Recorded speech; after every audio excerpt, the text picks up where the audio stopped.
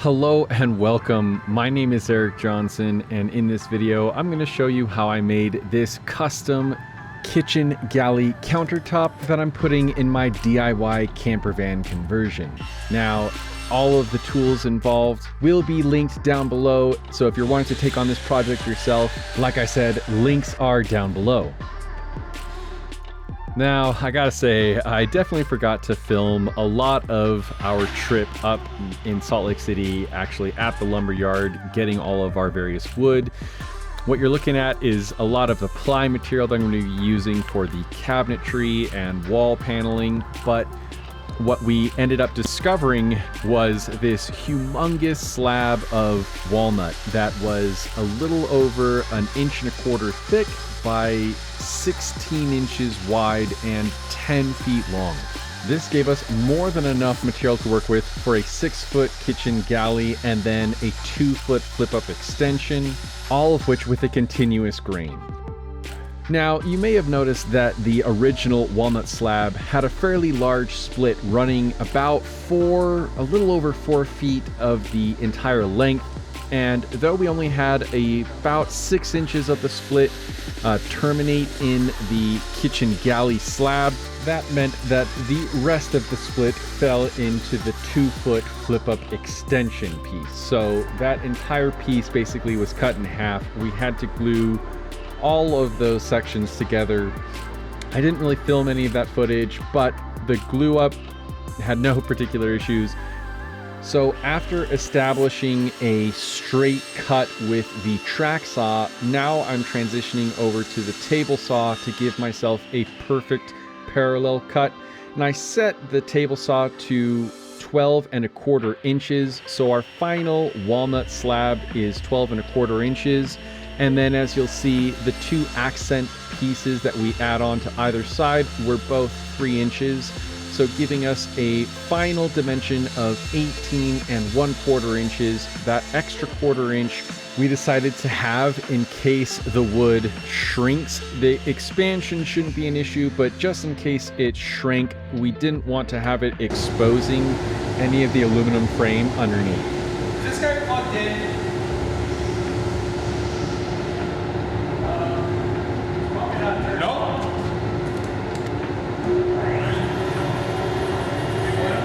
So for the 2 accent pieces, what we decided to do was essentially the inverse of my wood ceiling. If you watch that video, you'll know that we made all of our tongue and groove wood planking out of vertical grain Doug fir, and then I had 2 accent pieces with walnut. And here, going for the reverse, I'm using vertical grain Doug fir as the accent, and thankfully my dad had a leftover 4x4 beam that had rather beautiful tight grains, and so using that as our accent piece, here we are simply cutting the 2 3-inch strips that will make up the front and back sides of the kitchen galley countertop.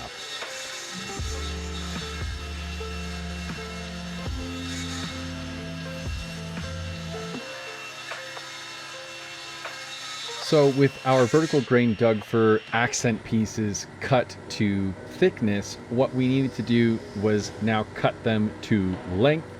And thankfully the 4x4 beam was actually just a little over 8 feet in length, giving us exactly our 6-foot and 2-foot sections, though not much to spare. I feel like it's helping either.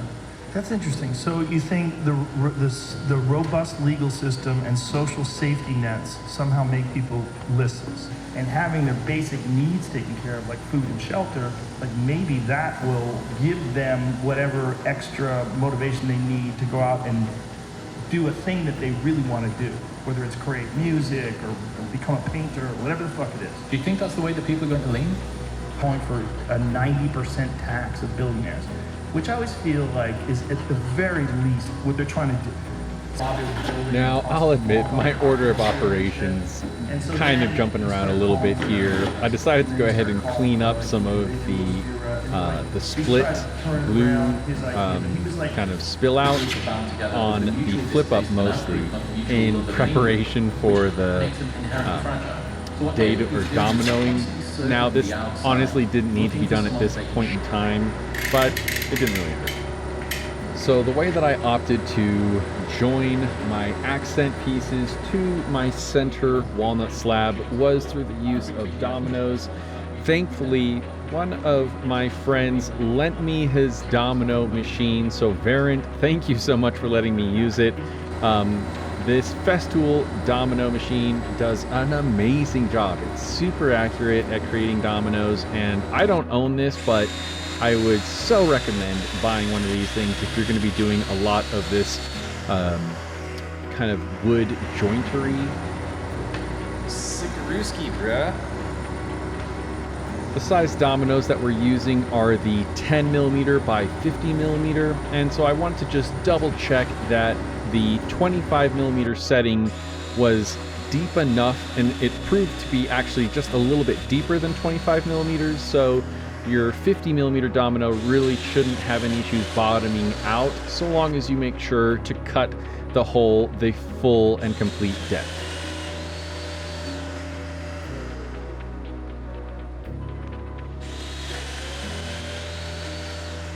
Now, believe it or not, this was actually the first major glue up that I've done on a personal project in at least a decade or more. And I was a little anxious to just make sure that I was gluing everything, saturating all of the joints, getting it everywhere that you need to. The one thing with wood glue is that there's not necessarily such a thing as too much. For the most part, if you have any excess wood glue, it will just squeeze out. However, if you have too few or too little wood glue, you can definitely have a glue-starved joint, and it'll then be a weaker hold and might be a failure point in the future. Thankfully, not a problem in my particular glue up though. Interestingly, you'll notice that masculinity became very in vogue in the Ukraine when Russia invaded. Oh, yeah. And when men were considered as conscripts in the Help! I'm helping! Let me help!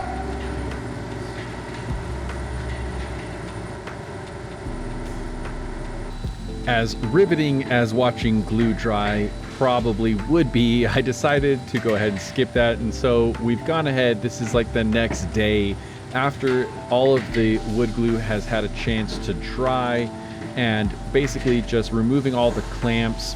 When you use these large bar clamps or I-beam clamps, you can find that they'll actually introduce a little bit of flex or bowing into your material. So you want to make sure that when you're using this style of clamp, that you have clamps on both sides of your material, not just one. That way you're not introducing, like I said, uneven tension and creating a bow in your work. So moving on, again, we're doing glue cleanup, and this is probably one of my favorite parts of the entire process. I don't know why, but for me, it is just so satisfying to just kind of, you know, working with your hands, cleaning it up. The end result is just like super smooth. You know, the little curls that it creates, it's all magical. But even better than chiseling is getting to use a hand plane. And it's not very often that you get to use a hand plane, or that it's especially practical. But like I said, since our resulting piece was over 18 inches wide, it would not fit into the DeWalt planer that we have, and so of course hand planing is basically the go-to solution. Most people think that this is what woodworking really is, and in reality this is like such a small percentage of woodworking, but it definitely has to be one of, it's a cathartic process, just working with the wood, using a hand tool, and the shavings are so satisfying.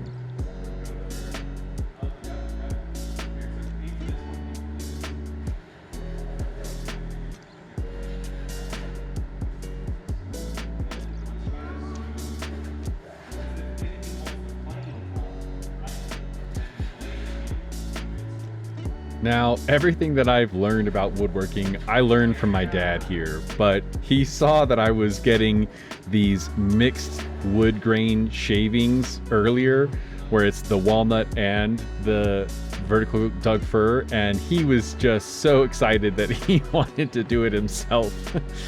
However, you'll notice that he promptly abandoned the wood shop and let me do all the rest of the manual labor once he got that little bit of satisfaction.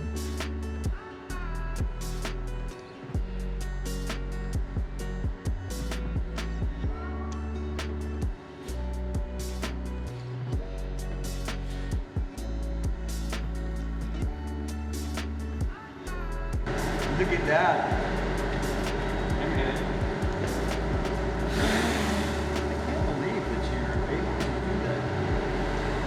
Ready?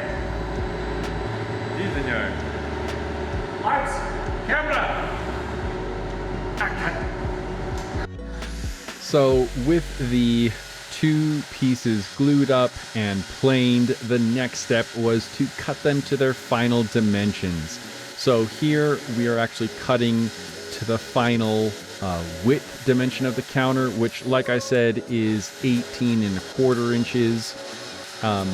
The easiest way that we could think of was to just go ahead and use the track saw for both cuts, and this just being that we had so much material that we were working with, didn't really, me personally, I didn't feel comfortable trying to use the table saw to make this large and long of a cut and risk making like a small mistake.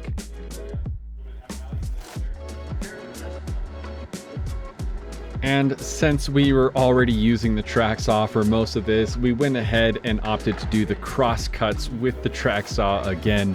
Honestly, this festival track saw gets a lot of action just because it is so precise and easy to use, frankly.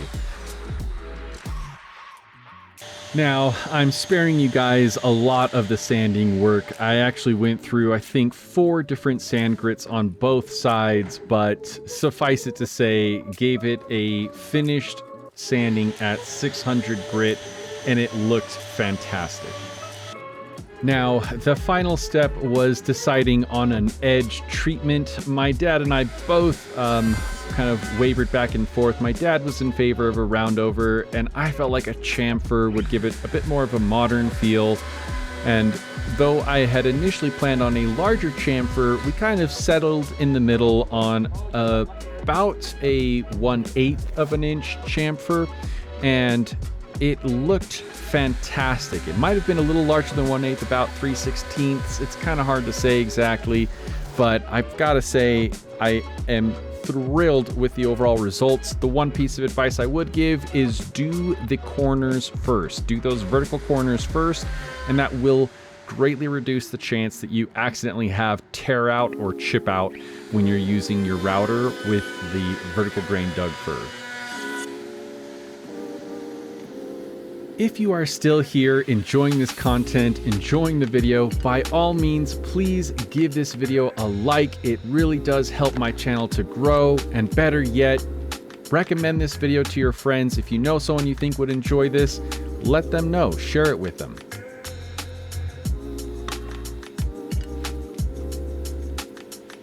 And that is it for this video, you guys. Thank you for following along. In the next video, we'll be cutting out the kitchen sink and then probably mounting it to the aluminum galley framing that I built with extruded aluminum.